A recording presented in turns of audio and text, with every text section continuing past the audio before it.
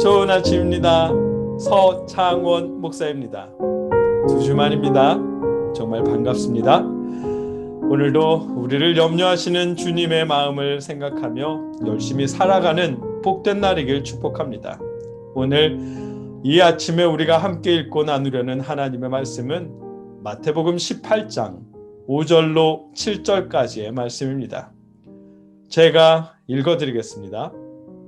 또 누구든지 내 이름으로 이런 어린아이 하나를 영접하면 곧 나를 영접함이니 누구든지 나를 믿는 이 작은 자 중 하나를 실족하게 하면 차라리 연자맷돌이 그 목에 달려서 깊은 바다에 빠뜨려지는 것이 나으니라. 실족하게 하는 일들이 있으므로 말미암아 세상에 화가 있도다. 실족하게 하는 일이 없을 수는 없으나 실족하게 하는 그 사람에게는 화가 있도다. 아멘. 오늘 본문은 실족하는 일과 실족하게 하는 일에 대해 염려하시는 주님의 마음을 알게 하십니다. 어떤 의미인지 말씀을 자세히 살펴보겠습니다. 2주 전에 나눈 말씀에서 잠깐 돌이켜보면 어린아이처럼 겸손한 분들을 우리가 주님 모시듯 존중해 주어야 한다는 말씀을 나누었습니다. 오늘 본문 첫 구절인 또 누구든지 내 이름으로 이런 어린아이 하나를 영접하면 곧 나를 영접함이니 라는 말씀의 의미가 그런 뜻이라고 나눴습니다. 예수님은 겸손히 스스로를 낮추는 주님의 제자들을 존중하라고 말씀하신 데 이어 누구든지 나를 믿는 이 작은 자 중 하나를 실족하게 하면 차라리 연자맷돌이 그 목에 달려서 깊은 바다에 빠뜨려지는 것이 나으니라고 말씀하십니다. 다른 사람을 실족하게 만들지 말라는 말씀입니다. 이 말씀에서 실족하게 하다라는 단어는 발을 헛디게 만든다, 걸려 넘어지게 만든다라는 의미입니다. 헬라어로는 스칸달리조라고 하는데 외적인 의미로는 걸려 넘어지게 하다, 죄에 빠뜨리다라는 의미가 있지만 그 내적으로는 오해하게 해서라는 의미가 포함되어 있습니다. 오해하게 해서 하나님의 뜻을 범하게 하는 일, 오해하도록 만들어서 예수님을 떠나게 하는 일이 바로 실족하게 하는 일입니다.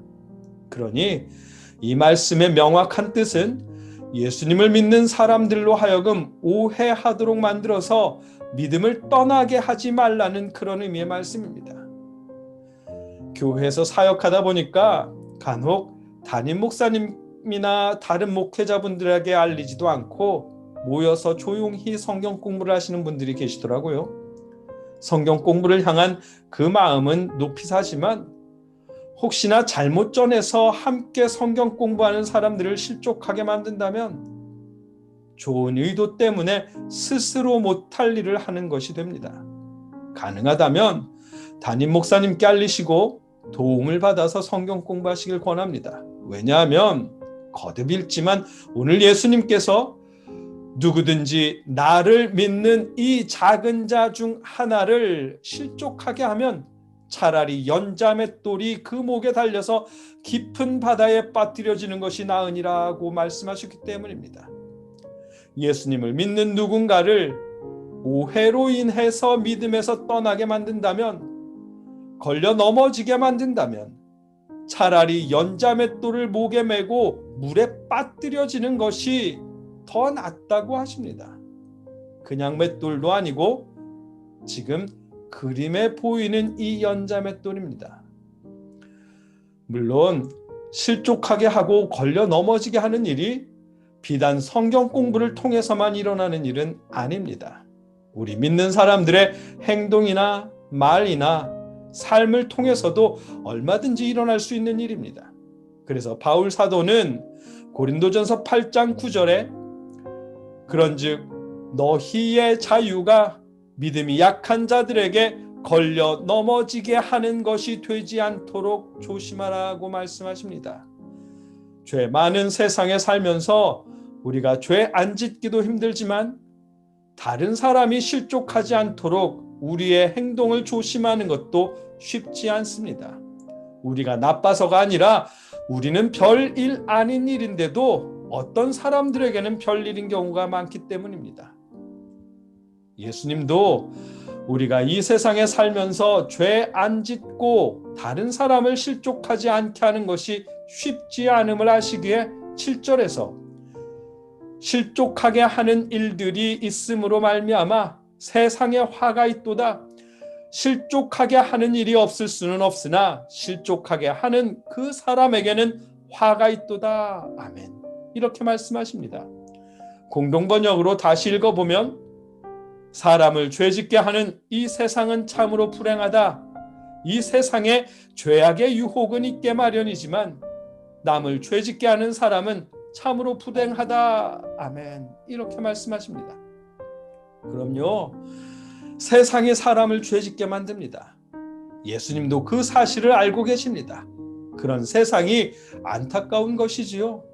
그 안에 살면서 죄악의 유혹을 견디려는 주의 자녀들도 정말이지 안쓰럽습니다. 그러나 버티기 힘들다고 주님 안에서 나는 자유해라면서 다른 사람을 실족하게 만든다면 그 사람이야말로 정말로 딱한 사람이라고, 불행한 사람이라고, 연자 맷돌을 목에 달고 물에 빠뜨려지는 것이 그 사람에게 훨씬 이롭다고 말씀하십니다. 겁주려고 하시는 말씀이 아니라, 벌 주고 싶어서 하시는 말씀이 아니라 안쓰러워서 조심하라고 말씀하시는 것입니다. 예전에 이런 찬양이 있었습니다. 죄 많은 이 세상은 내 집안이네. 내 모든 보화는 저 하늘에 있네. 저 천국 문을 열고 나를 부르네. 나는 이 세상에 정들 수 없어라. 아멘. 그럼요, 우리가 죄 많은 이 세상에 살고 있습니다. 하지만 우리의 삶은 나그네 삶입니다. 우리의 집은 저 하늘에 있습니다. 죄 많은 이 세상에서 살면서 다른 사람을 실족하게 만들지 않을 수 없을 만큼 독야 청청하기 힘든 세상입니다. 그렇더라도 우리가 저 하늘을 소망하는 마음으로 믿는 사람답게 바르기 위해서 애쓰며 오늘을 살아갈 수 있기를 기원합니다. 오늘도 바르고 정직하게 이웃을 사랑하며 살아갈 수 있도록 성령님이 도우시기를 축복합니다. 여러분을 사랑하시고 여러분을 염려하시는 주님의 마음을 생각하며 스스로 실족하지 않기 위해, 다른 사람을 실족시키지 않기 위해 하나님 안에서 열심히 살아가는 오늘일 수 있기를 주님의 이름으로 축복합니다. 함께 기도하겠습니다.